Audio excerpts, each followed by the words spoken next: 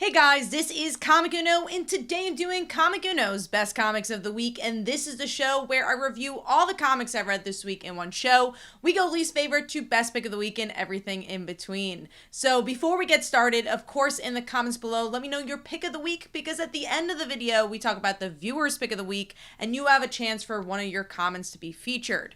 Now, this week I had a pretty short haul. There was only 8 books. It's funny because I had so many books last week, so it's like, why couldn't they split it up a bit? But yes, 8 books this week, so let's get started. Number 8 for me was the Amazing Spider-Man issue 92, Point Beyond. And if you guys don't know, these Point Beyond issues usually don't have to do with Spider-Man. They usually have to do with another character. This one, interestingly enough, had to do with Monica, the previous Captain Marvel. And I love Monica. I think she's a great character, and I feel like we should see more of Monica around, but this is just a weird choice. I don't know if we needed her in the Amazing Spider-Man. I wanted to see her in another title or a title of her own, and yeah, I wasn't really feeling this issue because of it. It felt very fillerish, and usually the Beyond issues are, and we do get to see some epilogues in the end here, but I don't think that kind of warranted enough for the $4.99 price tag for this book. So overall, giving that 2.5 stars, even though I felt like the artwork was an improvement from the last arc. So that is number 8. Moving on to number 7, a new book, a new indie book, and that is Slumber issue 1. And honestly, this wasn't, a bad issue by any means. I thought it was well written. I feel like it did well with the dream aspect of it, especially just really owning into what it's like to have a dream and really getting into that state. And the art style, I think, fit very well for this book. Honestly, it just wasn't my thing. I feel like it was kind of hard for me to get into it, even though I think the comic did everything right. It just wasn't my vibe, and I couldn't personally get into the character, and I felt like it really made us jump into the story very quickly, so it was hard to kind of get into the world as well. So overall, giving that one 2.5 stars, and that is number 7. Moving on to number 6. We're already up to number 6, and that is Power Rangers issue 17. And this issue goes back to basics in the world and reality of outer space. So they just went back to their hometown. Things had happened with the war, and now they're just kind of getting used to life again and what it means to be a Power Ranger outside of that war and as just the Omega Rangers. And I thought that was definitely the best part of this issue, was just kind of grounding everything and getting back to the character basics, because there was just so much action in the previous issues. But I will say, I don't think there was a plot point that really jumped out at me for this issue, so that was something that brought this down a little lower. But I will also say, I think this was a big improvement of the art. I've been enjoying the artwork up to this point, but I really love the art style and just some of the facial expressions for this issue in particular, just because it was taking its time a bit more. So overall, giving that 3 stars, and that is number 6.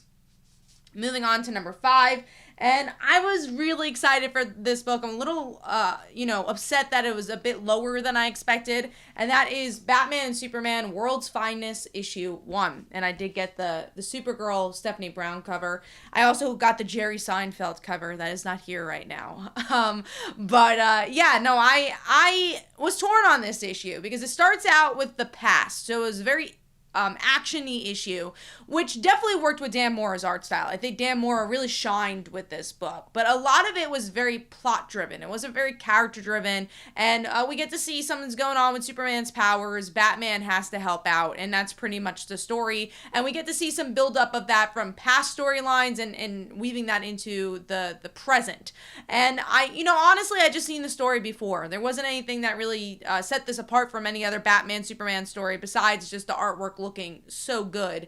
But from a story perspective, there wasn't anything to say, oh my god, I need to get that next issue. And I think that's what disappointed me so much. There just wasn't anything that stood out for a book that should stand out with the creative team it has. So I was a bit disappointed with this one, and we'll see if I get issue 2. I will say it was nice to see the Doom Patrol, though. I thought that was a nice I wouldn't say surprise, because we knew that they were coming, but it was nice to see them in this story, and it was a little bit different in that regard, at least. So giving that 3 stars, and that is number 5. Moving on to number 4, which is Reign issue 3. And I will say this is kind of taking a little bit of a slower pace compared to issue 1, but I'm still really enjoying the ride and just the the takes it has from other horror stories, and especially The Walking Dead. I feel like you like The Walking Dead, you're gonna like aspects of this one.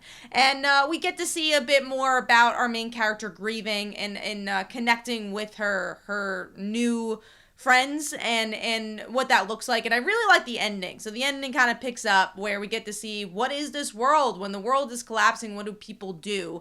And we get to see one of the people use our main character, Honeysuckle, and is split up from her group, which is very Walking Dead. You know, that is a big plot point in Walking Dead usually, is someone's split up from their main group. And I like that as a cliffhanger, especially the little boy's reaction to her leaving and what that's going to mean for her story and her connecting to Yolanda's father.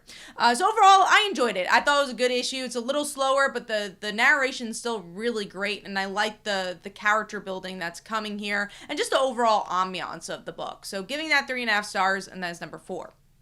Moving on to number 3, which is Nightwing issue 90, and this is a team-up book with The Flash. We do have a different artist on this one, and I will say it's a bit noticeable. It's not as cartoony as usual. We have a lot of inking here, so it feels a little darker, this story. But I do like that we are progressing this KGB storyline. That was nice, and I think they weaved it pretty well to bring Wally in, and I love the pure Wally and Nightwing moments. I think when they had their dynamic, the issue was at its best. There is just a lot of setting up in this issue with the villains, but like I said, I'm glad the plot was actually progressing here. So overall, I had a fun time with this one, and I think it's going in a better direction plot-wise for the book. So giving that 3.5 stars, really the reason it was lower was because of the art style and the art difference.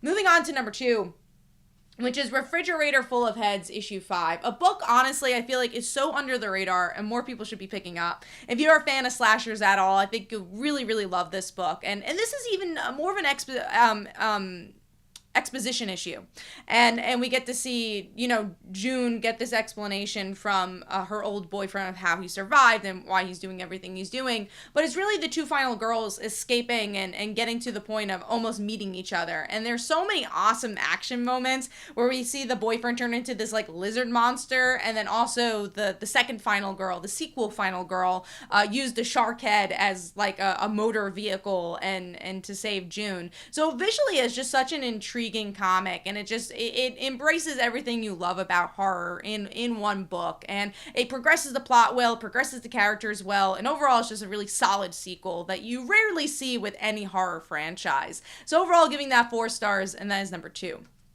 Moving on to my number 1 pick, and that is Stillwater The Escape, issue 1. And honestly, I was pleasantly surprised with this one. I was a little worried after I read the first few pages, because I'm like, oh, it's an anthology. Okay, do we need an anthology? And honestly, yes, we did. I really like getting every separate story about how townspeople may or may not have escaped this town. And we actually get some interesting build-up plot-wise with the little kid mayor saying, okay, I want to kind of change up this town because I don't want people to escape. I want people to want to stay here. But is that a good thing? Because that's kind of the whole story, is like, is immortality really living? And I love that idea, and I think every individual story brought something new, and I was intrigued by every single story in here. And I think it's because it really connected to an overall theme, and it really connected to its overall plot well, where it didn't feel like a filler issue at all. It kind of felt necessary to build up this world more.